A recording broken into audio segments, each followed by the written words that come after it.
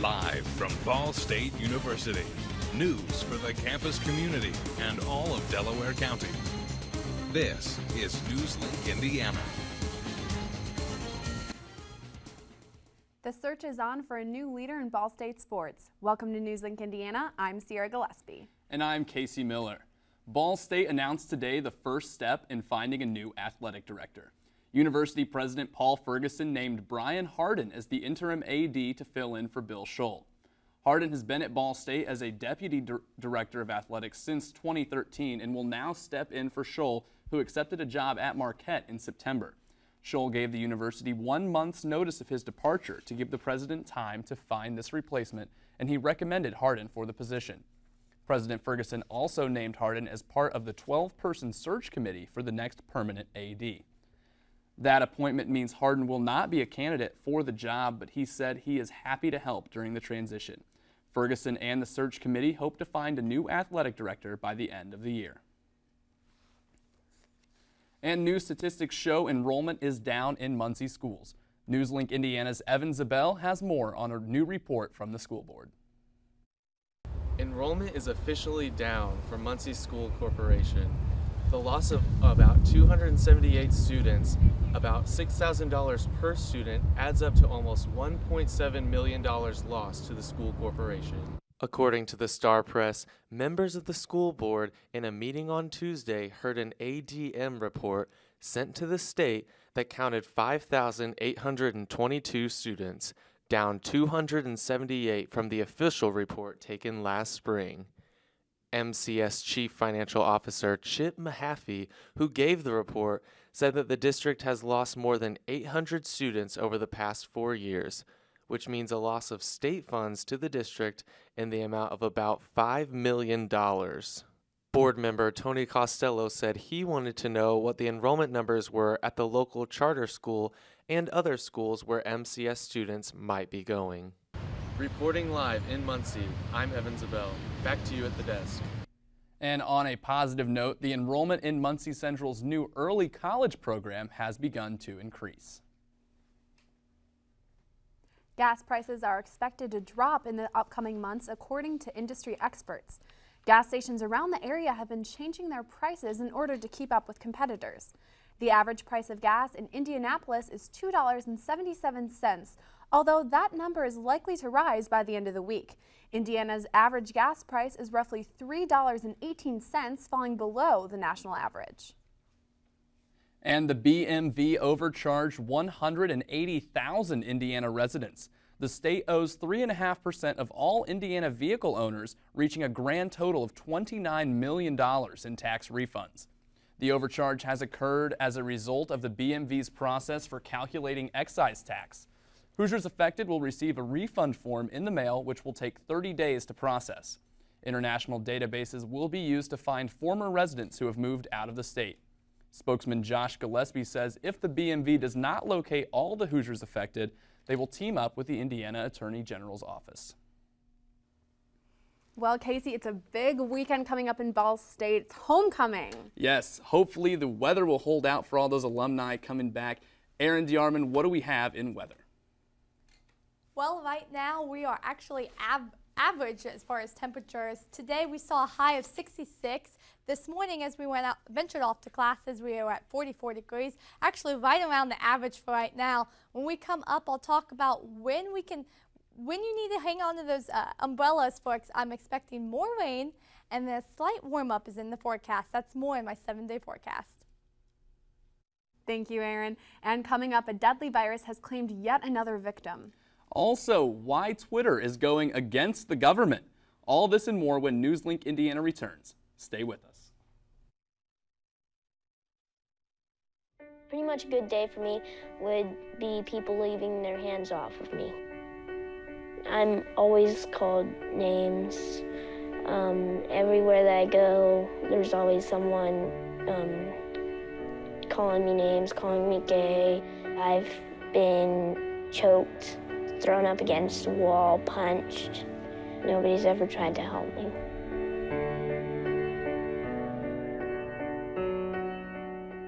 This is NewsLink Indiana.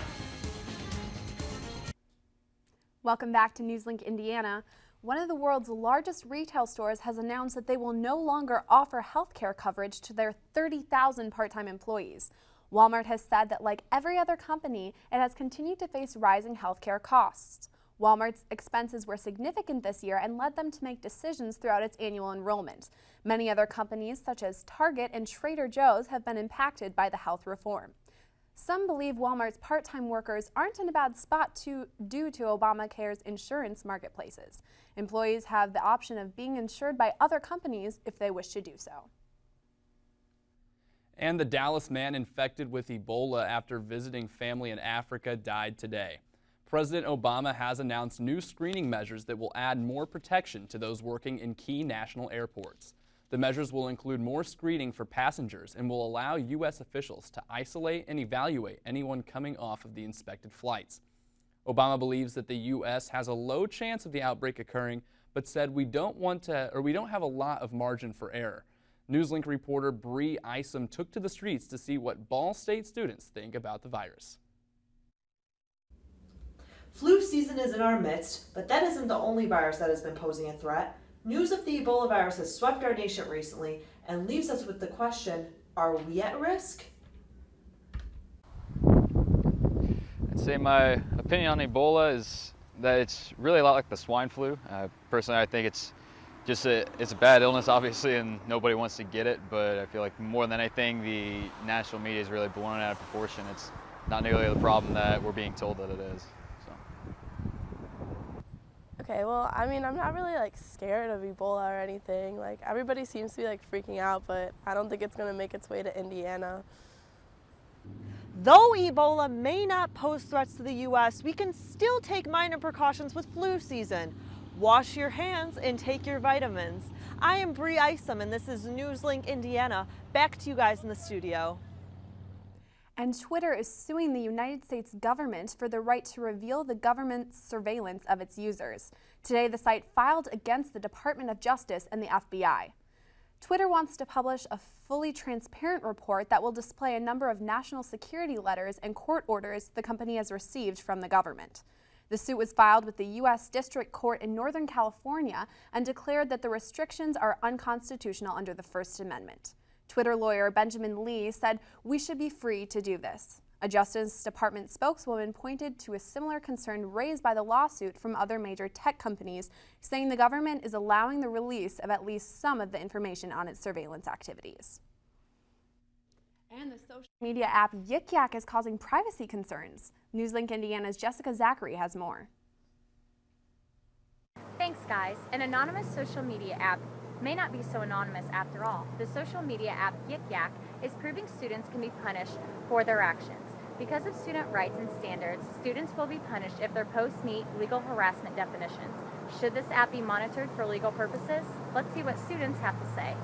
I feel as though the police should be able to monitor Yik Yak just because if it's endangering someone's life and they can help them and stop that, then I think that that's a good idea. I feel like it's just like any other social media website like Facebook or Twitter. They can get on there and see, so what's the difference with Yik Yak? Recent problems from this app do include a threat of a school shooting at Indiana State University that resulted in a student arrest. The app allows students to upvote, downvote, and remove posts.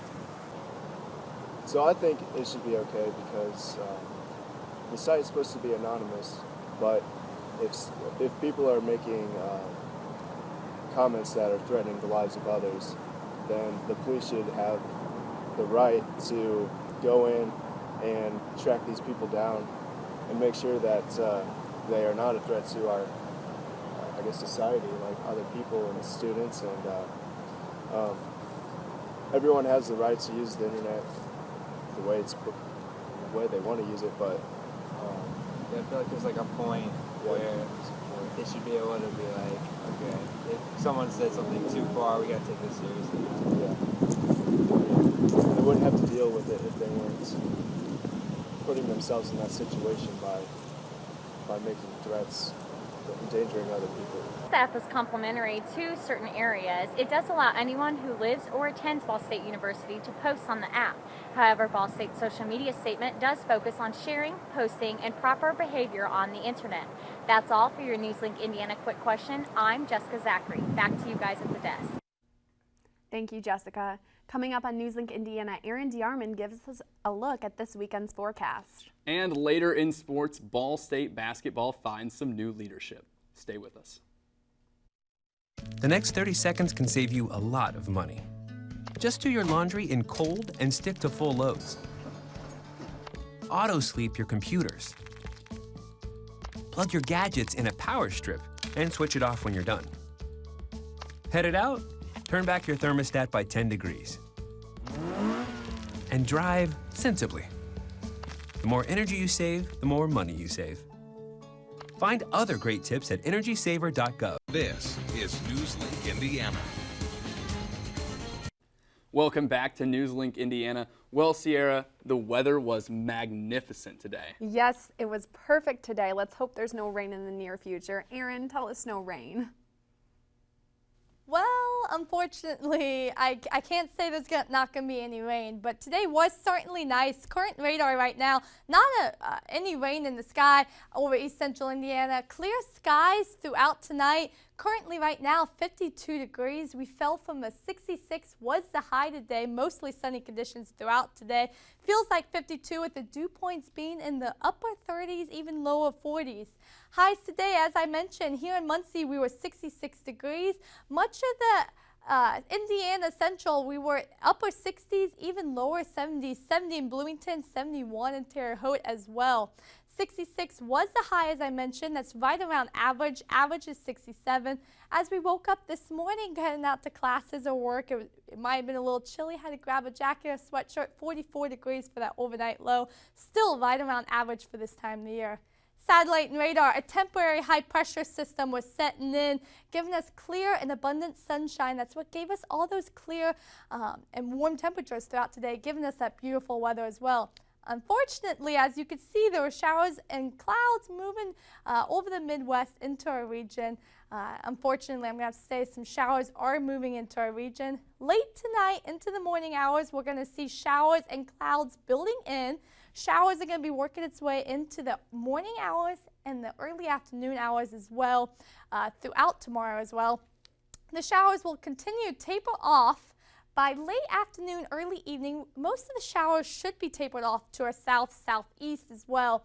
Clouds will still be abundant throughout the late afternoon into the early evening hours as well, keeping those temperatures still a little bit low as well throughout tomorrow. Clouds still remain throughout Thursday night into Friday morning as well, and then even into Friday afternoon, those clouds will remain throughout the region, keeping those high temperatures down.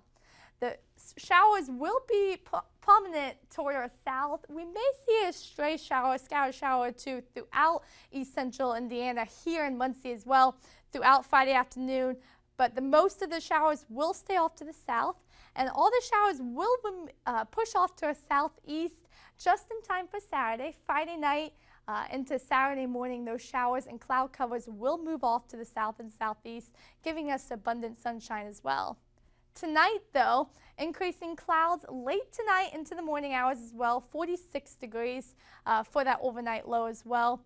Taking a look at what we can expect tomorrow overnight, throughout tomorrow, we're going to see showers throughout the early morning hours of tomorrow into the early afternoon hours as well. Showers are going to taper off into the late evening hours, the late afternoon into the evening hours as well, with considerable cloud cover as well. For the day planner throughout tomorrow, as I mentioned, we're going to see showers and cloud cover throughout the morning into the early afternoon. Cloud cover still remains. We may see a peak of sunshine toward the evening hours as well, and then we're going to clear up by the evening hours. 7-day forecast, as I mentioned, showers are going to be persistent early on Thursday. Friday, we got that small chance on Friday, but we're going to mostly see cloud cover on Friday, and then a break on Saturday, and then not another chance for showers, and a little warm up for the start of next week. Well, Aaron, it sounds like I better bring my umbrella tomorrow when I walk to class. Yes, probably in the morning. You will need it. All right. Well, up next in sports, Coach Steve Shondell talks about his Ball State birdies. And the basketball team is back at it. Find out about their preseason preparations up next in sports. Here's to the things that can keep us safe. Those we use all the time with hardly a thought. Those that are silently standing by to save our lives. And now, those that we carry with us everywhere we go. Many mobile devices will now bring you wireless emergency alerts, real-time information directly from local sources you know and trust. With the unique sound and vibration, you'll be in the know wherever you are. This is NewsLink Indiana. Welcome back to NewsLink Indiana. My name is Peter Hood. It's time to talk athletics. Let's get started. And we'll do so out on the volleyball court. Steve Shondell and his Ball State Cardinals are preparing to finish up a 3-match homestand tomorrow as they host the Toledo Rockets. The Cardinals have won 3 of their last 4 to begin conference play, and they are welcoming in a Rockets team that has won just 1 match all year long. Despite that, Coach Shondell isn't taking this match lightly, but he is optimistic about his team and the start they are off to in MAC play. I think we're right where we need to be. We started off with a very tough road weekend in the MAC at Northern and at Western, and we were able to get that split, which was really important to coming back home and playing for the first time in 5 weeks in Worthing Arena. That was a great experience and a lot of fun, and pulling that match out with Eastern in 5 games, 15-13, was an absolute huge win for us. Thought both teams really put everything on the line in that match, and Eastern deserved to win that match as much as we did, and we were really fortunate to be playing at home and to come out with that 2-point win. Heading into this week's match with the Toledo Rockets, we're 3-1 and perched in second place in the MAC West, and I think that's a good place to be right now heading into this weekend. I think they've been competitive, and they always seem to play us really well every year. We never go into a match thinking it's going to be an easy win with Toledo, because it seems like every time we play them, we fight for our life. And last year, they defeated us twice. They're always a team that doesn't make a lot of mistakes. They don't beat themselves, which is a sign of a very well-coached team. They have been a team that has been very balanced, and again, they just make you beat them, and which was really a great compliment to their coach.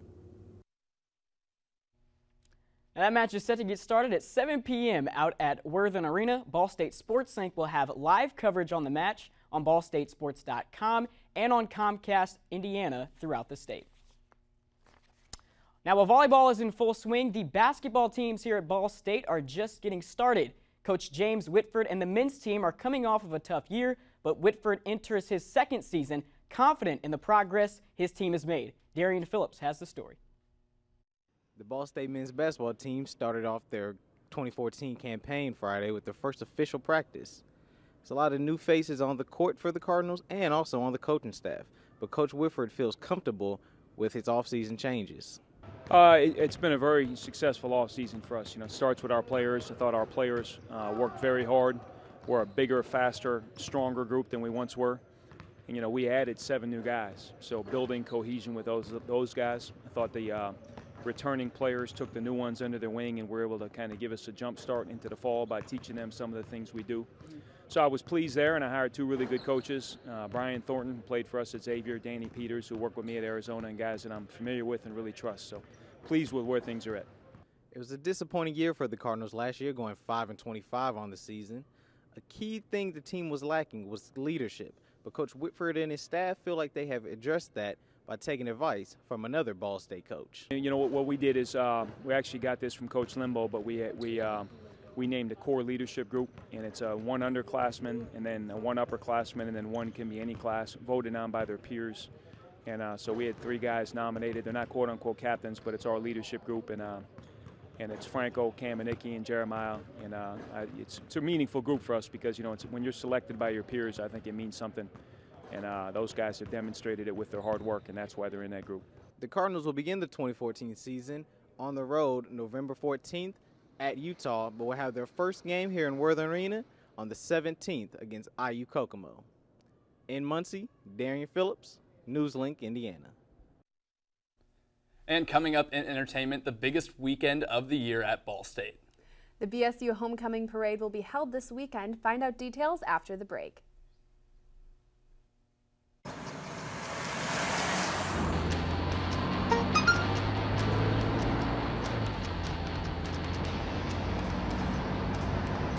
The average text takes your eyes off the road for nearly 5 seconds.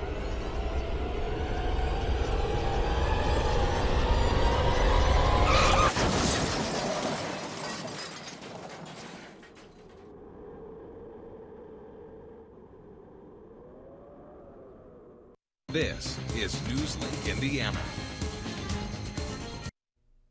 Welcome back to NewsLink Indiana. I'm Bailey Weaver with tonight's entertainment news. The School Music Showcase will be taking the stage at Ball State this Saturday. The performance will take place at 8 p.m. in the Sursa Performance Hall and will feature various Ball State wind, orchestral, jazz, and choral ensembles. Here's a short clip about what to expect at the performance, featuring orchestra professor Douglas Drosty and concert choir member Kylie Schreiber. This concert is very unique compared to other concerts because it features the entire School of Music. Every ensemble, every major ensemble will be performing, along with several chamber groups, several soloists, and a few faculty as well. As an audience member, I would really take away that that is special and unique to get to perform with that many people. Tickets are on sale through the Emmons box office and are $20 for general admission. All proceeds from the concert will go towards scholarships for School of Music students. The Homecoming Parade will make its way through Ball State's campus at 10 a.m. this Saturday. The parade will begin at Muncie Central High School South's parking lot and will proceed through University Avenue, ending on McKinley near Neely Avenue. The annual parade will feature cars, floats, bands, horses, and even golf carts in celebration of Homecoming Week. Various Ball State organizations and Muncie businesses will be participating in the parade. That's all for your entertainment news. I'm Bailey Weaver. Now back to the news desk. Thank you, Bailey. So can we have one last look at weather, Erin? Well, after a beautiful day it was today, cloud cover sets in throughout late hours of tonight into tomorrow morning. We'll see showers into the late morning hours and even into the early afternoon hours tomorrow. Slight chance on Friday, but mostly cloud cover on Friday, and then a break from the showers on Saturday. So, okay. So that's good for homecoming. Not going to rain. Yeah, we are so excited for the game. Peter, any insight to share about the football game this weekend? Well, we got a new starting quarterback that we'll be sporting on Saturday, so anxious to see if he can get the offense rolling a little bit, but hopefully a losing streak snapping win for the Cardinals on Saturday. We can sure hope so. Fingers crossed. That's all for NewsLink Indiana. Be sure to watch tomorrow night at 9 p.m. right here on Cardinal Vision. For Erin DeArmond, I'm Sierra Gillespie. And for Peter Hood, I'm Casey Miller. Be sure to like us on Facebook and follow us on Twitter. Have a good night.